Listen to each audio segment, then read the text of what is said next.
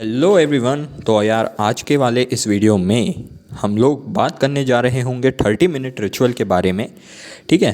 तो यार अब जिन लोगों को नहीं पता है कि ये 30 मिनट रिचुअल होता क्या है, तो ये एक प्रकार की टेक्निक है आपकी प्रोडक्टिविटी को बूस्ट करने के लिए और आपके प्रोक्रेस्टिनेशन, आपके आलस है ना, लेज़ीनेस, इसको कम करने के लिए। तो ये काफ़ी इफ़ेक्टिव टेक्निक है यार। मैंने पर्सनली इस टेक्निक को ट्राई किया और मुझे बहुत अच्छे रिजल्ट्स मिले हैं। ठीक है। तो चलो यार बढ़ते हैं वीडियो की तरफ। 30 मिनट रिचुअल को स्टार्ट करने से पहले मेरे पास में आपके लिए कुछ प्री रिक्वायरमेंट्स है। ठीक है। तो प्री रिक्वायरमेंट क्या है, आपको सबसे पहले आज रात में, अगर आपको कल 30 मिनट रिचुअल को फॉलो करना है, इस टेक्निक को फॉलो करना है, तो आपको आज रात में एक टू डू लिस्ट बनानी होगी। ये कंपलसरी है। ठीक है। कैसे बनानी है वो भी मैं अभी बता देता हूँ आपको। देखिए, सबसे पहले आप क्या करिए, जो भी कल काम है वो लिख लीजिए, नंबर 1। ठीक है। सेकंड में आपको क्या करना है, जो भी काम आपके फिक्स्ड हैं, लाइक आपकी कोई मीटिंग है, आपको कॉलेज जाना, आपको स्कूल जाना, आपको कुछ भी करना है, ठीक है, वो सब आप फिक्स टाइम जो है वो लिख लीजिए। ठीक है। और बस इतना काम आपको करना है। नंबर 1 जो भी काम है वो लिख लीजिए। नंबर 2 जो फिक्स्ड काम है उन्हें लिख लीजिए। और जो रूटीन फॉलो करना है, जो हैबिट्स हैं, वो लिख लीजिए। बस 3 चीज़ें आपको लिखनी है और कुछ नहीं। आपकी टू डू लिस्ट बन गई। अब अगले दिन आपको क्या करना होगा, जो जितना भी समय आप जहाँ जहाँ वेस्ट कर रहे हैं या जहाँ जहाँ इस्तेमाल कर रहे हैं, उस पूरे को लिखते जाना है, एक एक मिनट का हिसाब। ठीक है। आपको एग्जाम्पल मेरी स्क्रीन पर दिख रहा होगा। आपको हर एक मिनट का हिसाब लिखना है कि मैंने 12 बजे से लेकर 12:15 तक फ़ोन देखा, उसे लिखिए। 12:15 से लेकर 1 बजे तक मैं लंच किया, उसे लिखिए। 1 बजे से लेकर 10 बजे तक रात के मैंने काम किया, मगर बीच बीच में मैंने टाइम पास भी किया। आधा आधा घंटे के स्लॉट्स में काम किया और 5-5, 10-10 मिनट मैंने टाइम पास किया। वो सब आपको लिखना है, एक एक मिनट का हिसाब लिखिए। ठीक है। तो ये 2 प्री रिक्वायरमेंट्स है। अब जब आपके पास में ये हो जाएगा, तो अब मैं आपको बताता हूँ कि ये टेक्निक का यूज़ कैसे करना है। अब मैं आपको बताता हूँ टेक्निक को यूज़ कैसे करें। सो सबसे पहले ये टेक्निक के बारे में मैं थोड़ा सा डिस्क्रिप्शन दे देता हूँ। ये टेक्निक यूज़ करी जाती है रात के सोने के आधा घंटा पहले। ठीक है। मतलब मान लेता हूँ मैं एक एग्जांपल के तौर पर, आप सोने वाले हैं 10 बजे, तो 9:30 से लेकर 10 बजे तक ये टेक्निक का यूज़ आप करेंगे।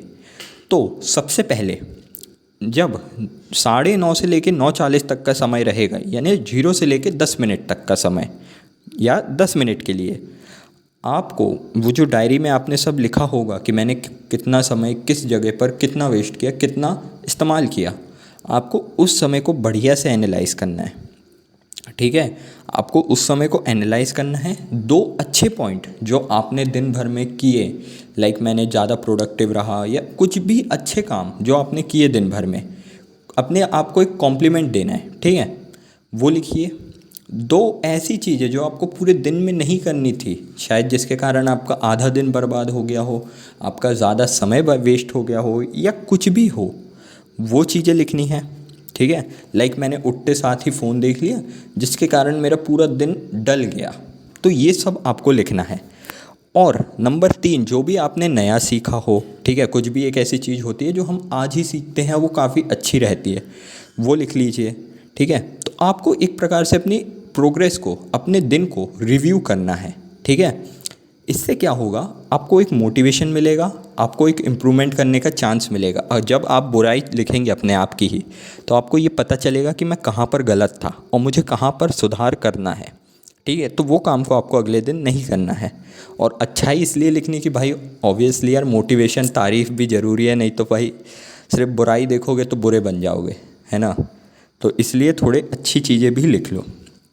ये हो गया पहली चीज़। नंबर 2, अब दूसरी फ्रॉम 10 to 20 मिनट्स, यानी 9:40 से लेकर 9:50 के समय में आपको क्या करना है, अपने अगले दिन को प्लान करना है।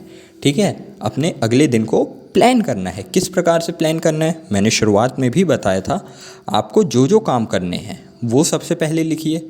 लाइक मुझे कल किसी की मीटिंग अटेंड करनी है, या मुझे कॉलेज जाना है, या कोई फ़ोन कॉल है जो कि कल अर्जेंटली करना है, जो आपको प्री प्लान्ड है कि कल मुझे ये टास्क करने हैं, वो सब लिख लीजिए।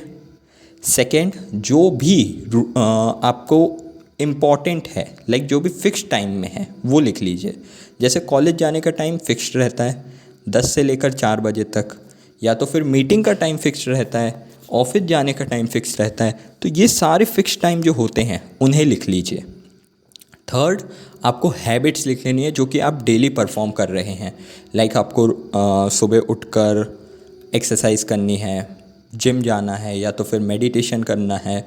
जो भी नए नए हैबिट्स आपको इम्प्लीकेट करने हैं या इम्प्लीकेट अभी भी कर रहे हो वो लिख लेने हैं। तो ये 3 चीज़ें आपको अपने टू डू लिस्ट में डालनी है, ठीक है, जो कि सेकंड पॉइंट है। 10 मिनट के लिए आपको ये काम करना है। Then moving towards third point. Third point आपका क्या होगा, यानी 20 से लेकर 25 मिनट तक 5 मिनट के लिए, यानी 9:50 से लेकर 9:55 तक आपको अपने अगले दिन के लिए कुछ तैयारियां करनी हैं, जो कि सुबह उठकर आपको हड़बड़ी में डाल देगी ना। लाइक लेट्स से आपने कोई फाइल नहीं रखी है, ठीक है, और वो आपको सुबह उठकर वापस से रखनी पड़ेगी बैग में, तो ये एक हड़बड़ी मचाएगा। ओके, तो आपको थोड़ा सा प्रिपरेशन कर लेनी है आपके अगले दिन के लिए। लाइक अगर आप कॉलेज में हो, स्कूल में हो, तो सिंपल एग्जांपल है, आप अपना टाइम टेबल मैनेज कर लो, ठीक है, कि जैसे कल कौन कौन से सब्जेक्ट हैं उनकी बुक्स मैं रख लूँ। अगर आप ऑफिस में हैं, कल कौन कौन सी फाइलों का काम है या कल क्या क्या चीज़ें प्लान होनी चाहिए, तो उसके बारे में एक छोटी सी डिटेल रख लो अपने पास में, है ना। तो ये सब आपको अपने पास में रख लेना है। या तो फिर जैसे आपके आउटफिट्स हैं कि कल मेरे को स्कूल में क्या पहन कर जाना, कॉलेज में क्या पहन कर जाना, उसको एक जगह अच्छे से मैनेज करके सामने रख लो। तो ये क्या है, सुबह आपको क्विक डिसीज़न लेने की ज़रूरत नहीं पड़ेगी कि जल्दी जल्दी कोई डिसीज़न ले रहा हूँ या कुछ कर रहा हूँ।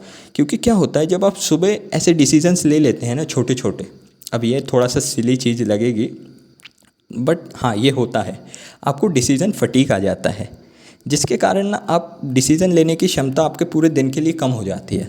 क्योंकि आप सुबह बहुत सारे डिसीजंस ले चुके हो, बहुत ज़्यादा आपका दिमाग हड़बड़ा चुका है, जिसके कारण से आपको डिसीज़न फटीग हो जाता है। ब्रेन में एक प्रकार का अगेन केमिकल रिलीज़ होता है, ठीक है, जिसके कारण से ये डिसीज़न फटीग होता है। तो आपकी डिसीज़न लेने की क्षमता दिन भर कम हो जाती है।